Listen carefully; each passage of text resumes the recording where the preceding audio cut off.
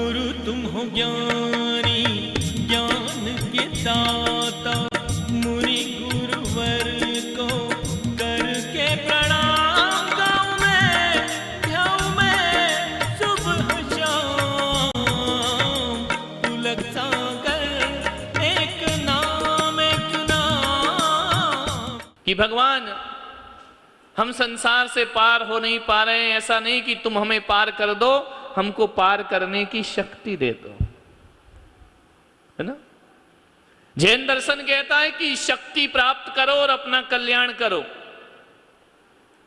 तो वह जो शक्ति है, हर कोई शक्ति की प्रार्थना करता है, शक्ति की उपासना करता है, लेकिन शक्ति के पहले भी कुछ है। तीर्थंकर 10 जन्मों से, जिसका शास्त्रों में वर्णन है, 10 जन्मों से मोक्ष जाने की शक्ति अर्जित करते हैं। 10 जन्मों का तो वर्णन है, लेकिन जन्म जन्म से मोक्ष का पुरुषार्थ करते हैं। भगवान महावीर ने शेर की पर्याय से मोक्ष का पुरुषार्थ प्रारंभ कर दिया था। भगवान पारसनाथ ने हाथी की पर्याय से मोक्ष का पुरुषार्थ प्रारंभ कर दिया था। ये वो जीव हैं जिन्होंने पशु की पर्याय से परमेश्वर की यात्रा प्रारंभ कर दी थी। हम इंसान हैं। कहां से इनकी मोक्ष की यात्रा शुरू हुई थी? पशु पर्याय से। हम इंसान हैं, अभी भी कोई ठिकाना नहीं है कि मोक्ष जाने की कोई यात्रा हमने प्रारंभ की हो। इन्होंने जन्म जन्म शक्तियां अर्जित की हैं। तीर्थंकरों ने शक्ति से पहले बुद्धि को कहा, दुख कहो, कम्मक कहो, बोधि लाओ। बोधि की प्राप्ति होना चाहिए, सबसे पहले ज्ञान होना चाहिए। क्योंकि ध्यान रखना, यदि आपके पास शक्ति है और आपके पास प्रज्ञा नहीं है, आपके पास मेधा नहीं है, आपके पास विवेक नहीं है, आपके पास अविवेक है, आपके पास अज्ञान है, एक बात ध्यान रखना, अज्ञानियों के पास शक्ति जाएगी तो सर्वनाश करेगी, और ज्ञानियों के पास शक्ति जाएगी तो उसका विकास करेगी। अज्ञानियों के हाथ में शक्ति नहीं होना चाहिए, मूर्खों के हाथ में शक्ति नहीं होना चाहिए, बंदर के हाथ में तलवार नहीं होना चाहिए, वरना वो बंदर तलवार से अपना ही गला काट। रावण के पास बहुत शक्तियां थी, क्या नहीं था उसके पास? बुद्धि नहीं थी। शक्ति बहुत थी उसकी, उसने बड़ी बड़ी साधनाएं करके शक्ति प्राप्त कर ली थी।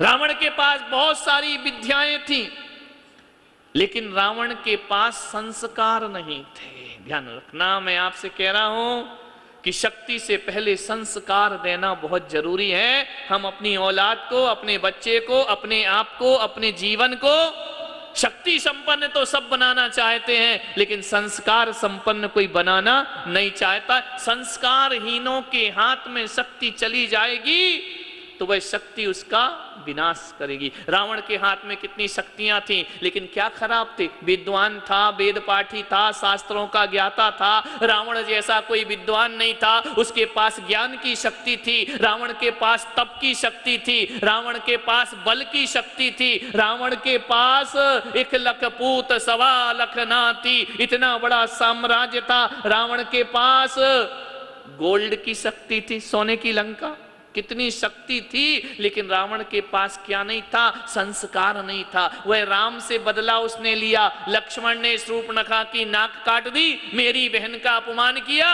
मैं राम की पत्नी को उठा करके लाऊंगा। अरे बदला लेने के तरीके और भी हो सकते थे, लेकिन संस्कारहीन था, किसी की स्त्री को उठा करके लिया। शक्ति थी, ताकत थी, लेकिन संस्कार खराब थे। ध्यान रखना, किसी से अपना प्रतिशोध लेना है, अच्छे संस्कारों से भी प्रतिशोध हुआ करता है। पारसनाथ से कमठ ने जो प्रतिशोध लिया वो संस्कारहीनता थी, और पारसनाथ क्षमा करते रहे, ये उनके संस्कारों की शक्तियां थी। उनके पास संस्कार थे, वो क्षमा करते रहे। कमठ के पास संस्कार नहीं था, कमठ के पास ताकत थी, लेकिन संस्कारों का अभाव था। संस्कार होना बहुत जरूरी है। ध्यान रखना, यदि संस्कार नहीं है, लादेन के पास शक्ति नहीं थी, बहुत शक्ति थी, बहुत ताकत थी, जाकर के अमेरिका को हिला करके रख दिया, लेकिन क्या नहीं था उसके पास संस्कार नहीं था। उसका अंत कैसे हुआ? समुद्र में लाश फेंक दी गई, उसकी लाश को कब्र में दफनाने वाले भी प्राप्त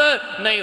कंस के पास शक्ति बहुत थी लेकिन संस्कार नहीं था। सद्दाम के पास शक्ति बहुत थी लेकिन उसके पास संस्कार नहीं। किम जोंग पागल जैसा दिवालिया है, वो भी देखो कितना शक्ति संपन्न है लेकिन उसके पास क्या नहीं है? कीमत संस्कारों की होती है। शक्तियां भगवान से मांगते हो, ताकत भगवान से मांगते हो तो कभी सद्बुद्धि भी मांगना कि हे भगवान हमें सद्बुद्धि भी प्रदान करो। ध्यान रखना, संस्कारहीन के पास लक्ष्मी आ जाएगी, बर्बाद कर देगी वह जीवन को, नष्ट भ्रष्ट कर देगी वो जीवन को। आजकल बच्चे क्या चाहते हैं? हम जल्दी से बड़े हो जाएं, हम आजाद हो जाएं, हम अपना पैसा कमाने लगे, हमारी जॉब लग जाए, फिर हमें माँ बाप की तरफ झांकने की जरूरत नहीं है, फिर हमें माँ बाप से कुछ लेना देना नहीं है। हमारा पैसा होगा, हम लुटाएंगे, हम जिएंगे, ऐसी स्वतंत्रता चाहिए। आज आपको भी विचार करिए, घरों में यही होता है।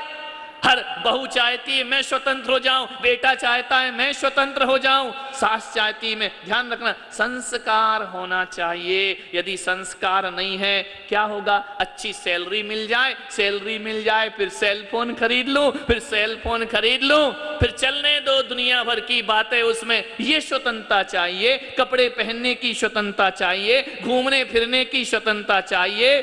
थोड़ा सा पैसा क्या कमाने लगते हैं बच्चे, ऐसा लगता है कि जैसे वो चींटी को पर निकल आते हैं ना छोटे छोटे।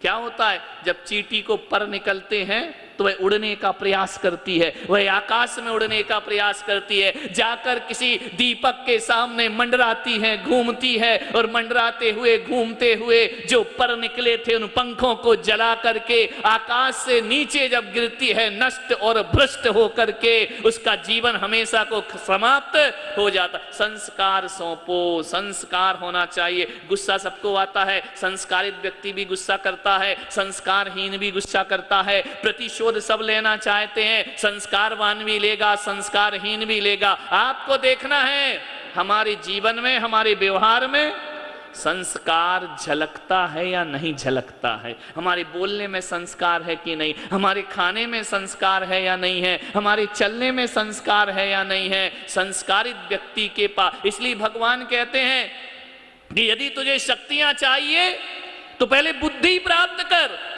शक्तियों का सामर्थ्य प्राप्त करो, शक्तियां अर्जित करने की योग्यता प्राप्त करो, उसके बाद आदमी को भगवान से कुछ प्रार्थना करने का अधिकार हुआ करता है। ध्यान रखना, शक्ति संस्कारहीनों को जब जब ताकत मिली है उस ताकत का दुरुपयोग हो जाया करता है, और जब जब संस्कारवान को ताकत मिलती है वह उसका सदुपयोग करता। शक्ति मुझ में भी है, शक्ति तुम में भी है, तुम में धन कमाने की शक्ति है, मुझ में धन कमाने की शक्ति नहीं है, मुझ में धर्म कमाने की शक्ति है। लेकिन ऐसा मत सोचो कि किसी ने धर्म कमा लिया तो बहुत महान हो गया। धर्म भी आजकल एक मनोरंजन का साधन बन गया है, धर्म भी ऐसा बन गया कि चलो थोड़ा एंटरटेनमेंट होगा, मजा आएगा, मंदिर में जाएंगे, घूमेंगे फिरेंगे, लोग अपने को अच्छा कहेंगे, समाज की नजरों में अच्छे हो जाएंगे। नहीं, इसके लिए धर्म नहीं होता है, धर्म तो एक साधना होती है। चातुर्मास एक साधना है, चातुर्मास एक तपस्या है जो हमें अपने जीवन में करना है। संस्कारों की साधना करना है। संस्कार की साधना कर ली तो मैं तो कहता हूं कि दुनिया में संस्कारों से बड़ी शक्ति दुनिया में कोई दूसरी नहीं हुआ करती है। विचार करना, संस्कार है। श्रवण कुमार जा रहा है कांवड़ पर, अपने अंधे माँ बाप को बिठा करके ले जा रहा है। किस कोई एक संस्कारहीन व्यक्ति मिल गया, उसने कहा क्यों रे श्रवण कुमार कहाँ जा रहा है? बोले मेरे माता पिता को तीर्थ यात्रा की भावना जगी है, उन्हें तीर्थ यात्रा कराने ले जा रहा हूं। पूछा कि पागल है क्या तू, तेरे माता पिता को कांवड़ पर बिठा करके क्यों ले जा रहा है? बोले वो नेत्रहीन है, वह प्रज्ञा चक्षु है, उन्हें आंखों से दिखाई नहीं देता है। तो उस आदमी ने हंसा, उसने कहा पागल, इन अंधों को तीर्थ यात्रा कराने से क्या मिलेगा? ये अंधे कौन सा तीर्थों में भगवान को देखेंगे, इन्हें कौन सा दिखाई देता है, और तू चारों धाम की यात्रा कराने ले जा रहा है। श्रवण कुमार ने कहा कोई बात नहीं है, मेरे अंधे माँ बाप हैं, मैं ले जा रहा हूं इन्हें तीर्थ यात्रा कराने के लिए। बोले अंधे क्या भगवान को देखेंगे? बोलते हाँ पागल, मेरे माँ बाप अंधे हैं लेकिन मुझे पूरा विश्वास है मेरा भगवान अंधा नहीं है। मेरे माँ बाप उसे देखें या ना देखें, भगवान तो इन्हें देखेगा, भगवान तो दर्शन करेगा ना। ये ना कर पाए तो कोई बड़ी बात नहीं, ये तो देख भगवान की नजरों में तो है कि कोई नेत्रहीन व्यक्ति मेरे दरबार पर आया। ये संस्कार की बात है, ये संस्कार मिटाने की बात थी। एक मिलता है तो कहता है कि मत जा अंधे को यात्रा मत करा, ये उसके संस्कार हैं। और एक कहता है कि माँ बाप देखें या ना देखें, भगवान तो इनको देख ले। ये संस्कारों की बात है। कई आपको मिलेंगे जो मंदिर से तोड़ेंगे, कई आपको मिलेंगे जो विधान से तोड़ेंगे, पूजा पाठ से तोड़ने का काम करेंगे, कई मिलेंगे जो संतों से तोड़ने का काम करेंगे, कई कहेंगे क्यों धर्म में लगे, क्यों बर्बाद कर रहे हो वक्त। एक बात ध्यान रखना, ये जितनी भी बातें होंगी उस समय समझ लेना इसके पास तर्क है, इसके पास ज्ञान है, लेकिन इसके पास संस्कार नहीं है। यदि संस्कार होंगे तो कोई भी विरोध करने वाला नहीं। संस्कार होना चाहिए। संस्कार बहुत बड़ी चीज होती है जीवन में। संस्कार क्या होता है? संस्कार होती हैं हमारी आदतें, जो सुबह से शाम हम करते हैं और जो हैबिट में धीरे धीरे बन जाता है, वो संस्कार हो जाते हैं। शुरू से अपने जीवन को संस्कारित बनाने का प्रयास करें। बच्चों को संस्कारित बनाओ। आज तुम्हारे बच्चे तुम्हारा कहना नहीं मानते हैं। मंदिर चलो, हमको नहीं जाना, तुम जाओ। पूजा में चलो, हमको नहीं जाना, तुम जाओ। क्यों? आपने पैसों की शिक्षा तो दे दी, आपने रुपये कमाने की शिक्षा तो दे दी, आपने उन्हें सारे सुख साधन तो प्रदान करा दिए, लेकिन आपने उन्हें धर्म के संस्कार नहीं दिए। ध्यान रखना। क्या करें महाराज, बहुत संस्कार देते हैं, सुधरते ही नहीं। हम करें क्या? उनके जीवन में कोई चेंज नहीं आता है। नहीं, चेंज नहीं आता है। लगता है कि हमारे संस्कार तो हम देने का प्रयास करते हैं, ज्ञान तो हम देने का प्रयास करते हैं, लेकिन कमी कहाँ रह जाती है? या तो हमारे तरीके गलत हुआ करते हैं, या तो हमारा समझाने का तरीका गलत होता है, या हमारे पास उनके तर्कों के उत्तर नहीं हुआ करते हैं, या हमारे पास जवाब नहीं हुआ करते हैं। क्यों नहीं है ये जवाब? क्योंकि हमारे पास ज्ञान नहीं है, अध्ययन नहीं है। ध्यान रखना। संस्कारों में उन्हें रोपित करो अपने जीवन को। हमारे जीवन से धर्म झलकना चाहिए, हमारे बोलने से धर्म झलकना चाहिए, हमारे चलने में धर्म झलकना चाहिए, हमारे उठने बैठने में संस्कार झलकना चाहिए। यदि वो संस्कार झलकेंगे, एक बात याद रखना, आज भी यदि आप धार्मिक जीवन जीते हैं, आज भी यदि आप संस्कारित जीवन जीते हैं, तो जैसे धर्म सभा में आपसे कहा जाता है कि आपके बच्चे नहीं आते, तो आप कुछ नहीं बोल पाते, लेकिन आप आते हैं ना, तो ध्यान रखना, बच्चे भी जब कहीं चर्चा करते होंगे ना, तो वो भी यही कहते होंगे, मेरी माँ बहुत धार्मिक है, मेरे पिताजी बहुत धार्मिक है। कम से कम उन्हें इस चीज का बहुमान तो है कि मेरे माता पिता धार्मिक हैं, मेरी माँ मंदिर बिना नहीं रहती है, मेरी माँ का जीवन अलग है। ध्यान रखना, वो भले कुछ करें या ना करें, उनके अंदर तुम्हारे प्रति बहुमान तो जरूर आता है। हम दुनिया में रहें या ना रहें, चले जाएं, जब हमारे किस्से होंगे तो धार्मिक लोगों में हमारा नाम लिया जाएगा, अधार्मिक लोगों में हमारा नाम नहीं। आज कोई कद्र करे या ना करे, भविष्य में हमारे इन संस्कारों की कद्र दुनिया जरूर किया करती है। ऐसे तीर्थंकर भगवान जिन्होंने अपने जीवन में सद्बुद्धि को प्राप्त किया, जिन्होंने विवेक को प्राप्त किया, जिन्होंने प्रज्ञा को प्राप्त किया, वे महापुरुष, वे पुण्य पुरुष, वह भी जीवन भर किसकी साधना करते रहे कि मुझे संस्कारों की और बोधि की प्राप्ति हो जाए। ज्ञान के साथ यदि शक्ति है तो जीवन का कल्याण होता है। और शक्ति संपन्न हम बन गए और ज्ञान नहीं है, विवेक नहीं है, बुद्धि नहीं है, हमारे पास हित अहित की सोचने का सामर्थ्य नहीं है, तो हमारा वह सारा संपन्न, सारा शौर्य, वो राजा महाराजा जो जीवन भर इंद्रिय विषयों में लगे रहे, वो राजे महाराजे जो राजनीति में लगे रहे, वो राजा सम्राट जो जीवन भर अपनी सीमाओं को बढ़ाने में लगा रहा, वह राजा जब मरता है तो नरक को प्राप्त हुआ करता है। और एक वो राजे महाराजे, भरत ने छोड़ दी भूमि, बाहुबली ने छोड़ दी भूमि, साम्राज्य किया, तीर्थंकरों ने राज्य किया, लेकिन उनके संस्कार में ये राज्य करना नहीं, उनके संस्कार में तो मोक्ष लिखा हुआ था। सब कुछ पाकर भी क्षण भर में सब कुछ छोड़ करके चले जाते। संस्कारों की पूंजी को संभाल करके रखो, यहां से जाओ, संस्कार ऐसे लेकर के जाओ। यहां से जब घर जाओ ना, ऐसा लगना चाहिए तुम्हारे बच्चों को कि हाँ मम्मी गंगा नहा के आई है ना। इसलिए मैं पूजा विधान से पहले, मैं आयोजन से पहले, जब आहार होता है तो नहीं आए, बोले पूजा विधान करके आए, बहुत आनंद आया, नृत्य गान किया, बहुत आनंद आया, महाराज ने समय दिया, बहुत आनंद आया। और क्या किया? क्या व्रत नियम नहीं लोगे? ध्यान रखना, जैन संतों की सभाओं में कोई प्रसाद तो मिलता नहीं है, कोई मीठा तो मिलता नहीं है, खाने को मिलता नहीं है प्रसाद के रूप में। जैन संतों की सभा में प्रसाद नहीं बटा करता है, बल्कि संयम और तप त्याग की प्रसादी उनकी सभा में बटा। यहां से नियम लेकर स्वयं को सुकून मिलेगा, स्वयं को अच्छा लगेगा कि आज हम जरूर जीवन में कुछ करके आए हैं। ये बस सोचना नियम कैसे पलेंगे, अब क्या होगा, अब कैसे करेंगे।